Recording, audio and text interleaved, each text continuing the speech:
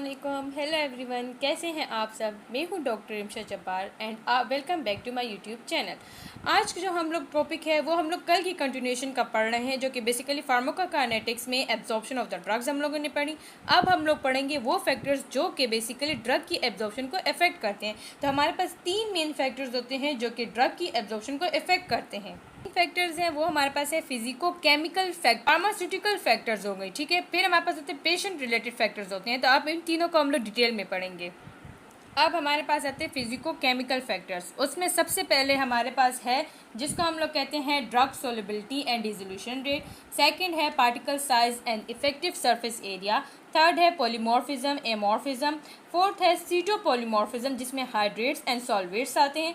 Fifth है salt form of the drug. Six है lipophilicity of the drug and seventh है pKa of the drug and gastro intestinal pH, जो कि basically pH partition hypothesis होते हैं। और number 8 है जिसको हम लोग बेसिकली कहते हैं ड्रग स्टेबिलिटी। तो सबसे पहले जो हम लोग पढ़ेंगे उसको हम लोग कहते हैं drug solubility and dissolution rate. Solubility and dissolution rate में हमारे पास जो रेट डिटरमाइनिंग स्टेप्स होती है, जो कि basically absorption of orally administered drug हमारे पास बताएंगे। उसमें दो आते हैं, एक आते हैं रेट ऑफ डिसोल्यूशन की कितनी रेट से वो हमारे पास ड्रग डिसॉल्व होती है, और एक आते हैं रेट ऑफ ड्रग परमिएशन, तो हमारे पास ड्रग जो होती है वो किस तरीके से हमारे पास बायोलॉजिकल मेम्ब्रेन्स को परमिएट करती हैं, परमिएबल होते हैं। हमारे पास एक ड्रग है सॉलिड फॉर्म में, ठीक है। इस सॉलिड फॉर्म ड्रग को जो है उसको हमारे पास सबसे पहले डिसइंटीग्रेट होना चाहते हैं, तो वो हमारे पास बेसिकली सॉलिड पार्टिकल्स में कन्वर्ट होंगी। ये ड्रग सॉलिड पार्टिकल्स में कन्वर्ट होगी, ठीक है। फिर ये सॉलिड पार्टिकल्स होते हैं बेसिकली फ्लूइड के साथ मिक्स करेंगे, जो जीआईटी वगैरह जो फ्लूइड्स होते हैं जो एसिड वगैरह उसमें मिक्स करेंगे, तो बेसिकली क्या बनाएगी, ये हमारे पास बनाएगी ड्रग को डिजोल्व करेगी, ठीक है। ड्रग की डिसोल्यूशन बनाएगी, ठीक है, ड्रग का एक सोल्यूशन बनाएगी। फिर ये हमारे पास एब्जॉर्प्शन साइड पे होगा, ड्रग सोल्यूशन फॉर्म में चला गया। फिर जब ड्रग सोल्यूशन फॉर्म में जाते हैं तो ये ड्रग जो है बेसिकली क्या जाएगा, जब सोल्यूशन में बन गया तो सोल्यूशन जो है वो हायर हमारे पास क्या करेगी, ड्रग को बॉडी में लेकर जाएगी, ठीक है। ड्रग बॉडी में चला गया तो अब सॉलिड गए सॉलिड पार्टिकल्स में, तो बेसिकली सॉलिड पार्टिकल्स जब हमारे पास ड्रग की डिसोल्यूशन होगी, ये जब ड्रग डिसॉल्व होगा, ठीक है, इसको हम लोग कहेंगे रेट ऑफ डिसोल्यूशन, जो कि बेसिकली लिपोफिलिक ड्रग्स होंगी, ठीक है। हाइड्रोफोबिक जो ड्रग्स होती हैं उसके लिए जो रेट डिटरमाइनिंग स्टेप्स होते हैं उसको हम लोग कहते हैं रेट ऑफ डिसोल्यूशन। एंड जो यहाँ पर ये हमारे पास क्या चीज़ हो गई, जो हमारे पास सोल्यूशन में जो ड्रग जो हमारे पास बॉडी को परमिएट करती है, जो परमिएबल्स होती हैं, तो उसको बेसिकली क्या करेगी, उसको रेट ऑफ ड्रग परमिएशन कहते हैं, ठीक है, जो कि हमारे पास हाइड्रोफिलिक ड्रग्स के लिए होंगी, जो कि बेसिकली क्या चीज़ होती है, लिपोफिक ड्रग्स होती हैं, फोबिक ड्रग के लिए होती हैं, हाइड्रोफोबिक ड्रग के लिए होती है, ठीक है। रेट डिटरमाइनिंग स्टेप्स होती हैं। अब ये हमारे पास बेसिकली जो होती है पुअर एक्वस सोल्युबल ड्रग्स होती है, क्योंकि एक्वस नहीं होती है, लिपिड सोल्युबल ड्रग्स होती हैं, और ये हमारे पास हाई एक्वस सोल्युबल ड्रग्स के लिए हमारे पास होंगी, ठीक है। फिर इन दोनों स्टेप्स के लिए हमारे पास बेसिकली जो एब्जॉर्प्शन के लिए सबसे ज़्यादा ज़रूरी ये चीज़ होती है कि ड्रग हमेशा हमारे पास एक्वस फॉर्म में जाएगी।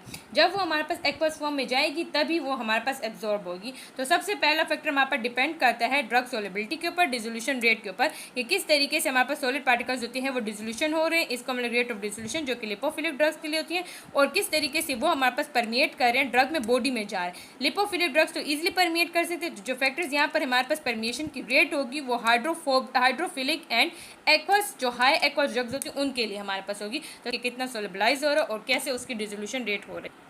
अब सेकंड फैक्टर जो कि हमारे पास फिजिको केमिकल प्रॉपर्टीज में आता है उसको हम लोग कहते हैं particle size and surface area. जितना हमारे पास कम पार्टिकल साइज होगा उतनी ज़्यादा हमारे पास क्या चीज़ होगी, एब्जॉर्प्शन होगी।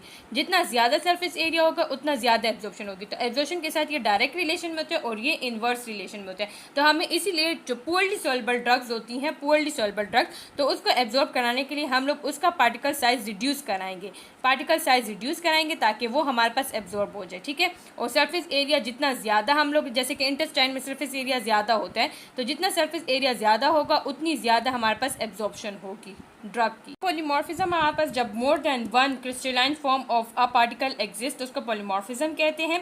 पॉलीमॉर्फिज्म हमारे पास बेसिकली हर एक मतलब एक ही जो स्ट्रक्चर होते हैं वो जब डिफरेंट फॉर्म्स में एग्जिस्ट करते हैं, ठीक है। तो ये जितने डिफरेंट फॉर्म में एग्जिस्ट करेंगे, डिफरेंट फॉर्म्स की हमारे पास डिफरेंट सोलिबिलिटी होगी, डिफरेंट मेल्टिंग पॉइंट होगी, डिफरेंट डेंसिटी होगी, डिफरेंट हार्डनेस होगी, डिफरेंट हमारे पास कंप्रेशन होगी। तो ये चेंजेस होते हैं वो फिजिकल प्रॉपर्टीज जो होती हैं वो इफेक्ट करती हैं डिसोल्यूशन प्रॉपर्टीज। तो ये डिसोल्यूशन प्रॉपर्टीज हमारे पास एब्जॉर्प्शन को इफेक्ट करेगी।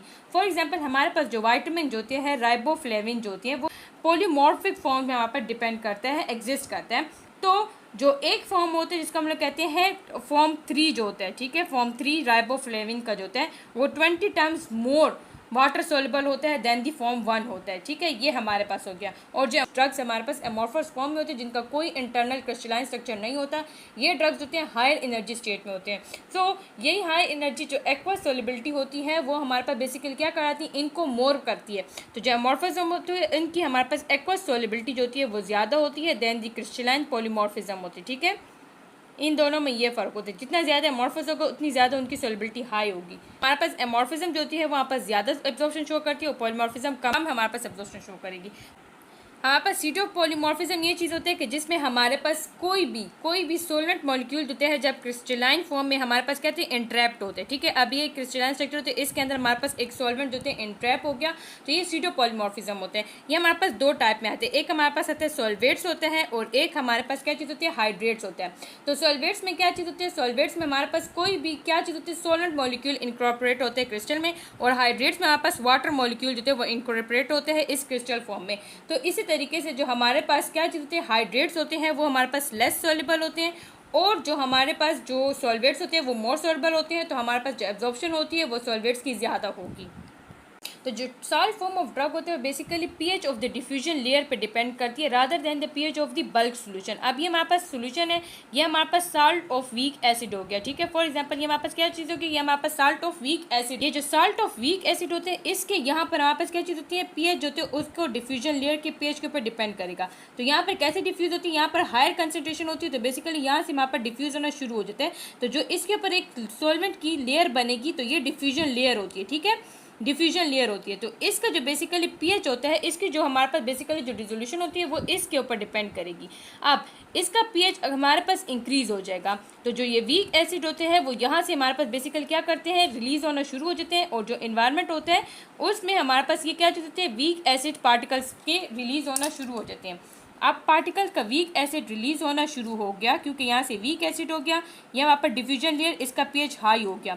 जब पीएच हाई हो गया यहाँ पे वीक एसिड के पार्टिकल्स बनना शुरू हो गए, ये पार्टिकल्स यहाँ पर सोल्यूशन में डिसॉल्व हो गए, सोल्यूशन में डिसॉल्व हो गए। डिसॉल्व होने के बाद ये पार्टिकल्स हमारे पास कहाँ गए, ये हमारे पास यहाँ से लेयर को पार किया, जीआईटी के बैरियर को पार किया और यहाँ पर हमारे पास ब्लड में चला गया। तो ये बेसिकल साल्ट फॉर्म ऑफ ड्रग होते हैं वो हमारे पास डिफ्यूजन के पीएच के ऊपर डिपेंड करते हैं, पूरे जो बल्क सोल्यूशन होते हैं उसके पीएच के ऊपर डिपेंड नहीं करता, ठीक है। फैक्टर है जिसका हम लोग बेसिकली कहते हैं पीएच ऑफ द ड्रग हो गया, ठीक है।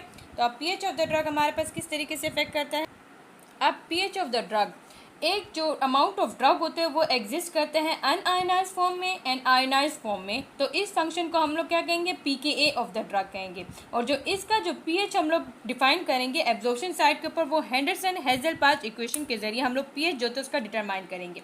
अब पीकेए क्या चीज़ होते हैं, amount of ionize and unionize form of drug होते हैं जो कि हम लोग फाइंड आउट कर सकते हैं, plus log into ionize divide by unionize form, ये हमारे पास वीक एसिड्स के लिए हो गया। फिर जो परसेंट ड्रग आयनाइज हम लोग फाइंड आउट करेंगे, हम लोग ने यहाँ से पीएच फाइंड आउट कर लिया, ठीक है। अब percent drug ionize is equal to 10 into P H minus P K A by ये, और फिर इसी तरह वीक बेसिस के लिए हमारे पास गिवन होता है जो कि ये वाला equation unionised divide by ionise हो जाएगा, ठीक है। और यहाँ पर पी के ए माइनस पी एच हो जाएगा। फिर ये हमारे पास क्या था कि आयनाइजेशन ऑफ द ड्रग होते हैं जो कि बेसिकली क्या होते हैं, ड्रग की जो हमारे पास पीएच होते हैं, मोस्ट ड्रग्स होते हैं वहाँ पास इधर वीक एसिड फॉर्म में होते हैं या वीक बेस फॉर्म में होते हैं। जो एसिडिक ड्रग्स होते हैं वहाँ पास क्या करते हैं, प्रोटॉन को रिलीज करते हैं और चार्ज आयन को रिलीज करते हैं। जो वीक बेसिस होते हैं वो हमारे पास बेसिकली जो होते हैं प्रोटोनेटेड फॉर्म ऑफ बेसिक्स होते हैं। सो जो ड्रग होते हैं वो हमारे पास ईजिली पास कर सकते हैं इफ़ अगर वो हमारे पास अनचार्ज होगा, ठीक है। अगर वो हमारे पास अनचार्ज होगा, ये हमारे पास क्या हो गया, ये हमारे पास सेल मेम्ब्रेन हो गया, यहाँ पर एक अनआयनाइज ड्रग हो गई, ठीक है, अनआयनाइज ड्रग यहाँ पर ईजिली इसको क्रॉस आउट कर सकती है क्योंकि ये अनआयनाइज फॉर्म में। अगर ये आयनाइज फॉर्म में हो गई तो बेसिकली इसका क्या चीज़ होगा, आयनाइज फॉर्म देते हैं वो इसको पास नहीं कर सकते क्योंकि ये हमारे पास लिपिड सोलेबल ड्रग्स होती हैं, ठीक है, जो हमारे पास मतलब यहाँ से मूव आउट कर सकते हैं।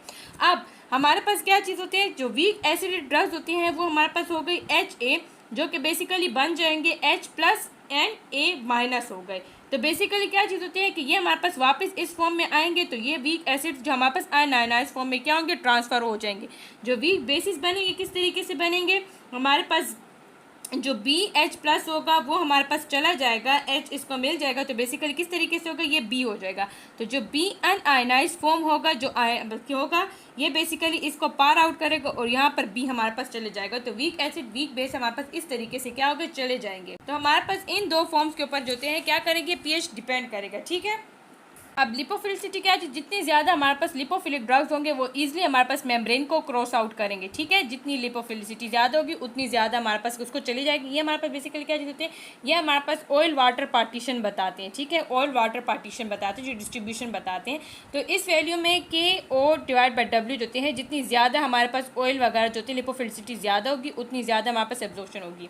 फिर हमारे पास आते हैं ड्रग स्टेबिलिटी, क्या जितनी अनस्टेबल ड्रग होगी उतनी कम उनकी क्या होगी, एब्जॉर्प्शन होगी। सिंपल, ये हमारे पास क्या था, physico chemical properties of the drugs, ठीक है। ये हमारे पास यहाँ पर एक फैक्टर खत्म हो गया जो कि बेसिकली ड्रग की एब्जॉर्प्शन को अफेक्ट करते हैं। आज के लिए इतना ही, फिर मिलेंगे नेक्स्ट लेक्चर के साथ। अगर आपको कोई भी पार्ट समझ ना आया प्लीज़ आप मुझसे कमेंट सेक्शन में पूछ सकते हैं। इस वीडियो को लाइक, सब्सक्राइब और कमेंट करना और शेयर करना ना भूलिएगा। आज के लिए इतना ही, फिर मिलेंगे नेक्स्ट लेक्चर के साथ। अल्लाह हाफिज़।